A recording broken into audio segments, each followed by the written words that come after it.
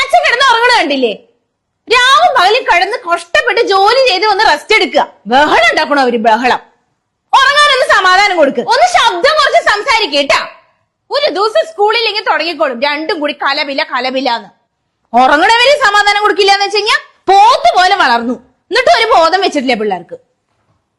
എന്താ ഉണ്ണേട്ട് എണീറ്റിരിക്കണേ? കിടന്നോ? തലവേദനിക്കുന്നല്ലേ പറഞ്ഞത്? നന്നായിട്ട് ഒന്ന് ഉറങ്ങിയാ ശരിയാവും. ഇനി ബഹളം ഉണ്ടാക്കും നിങ്ങളിവിടെ. ശരിയായിട്ട് തന്നെ ഞാൻ രണ്ടിനെയും പിടിച്ച് പുറത്താക്കും. കിടന്നോട്ടാ.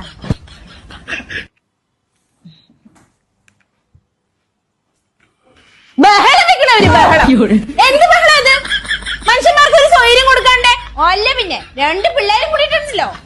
അവിടെ എവിടെയെങ്കിലും പോയിരിക്കണം. അവിടുന്ന് ഇവിടെ അപ്പുറത്തെ റൂമിൽ പോയിരിക്കും.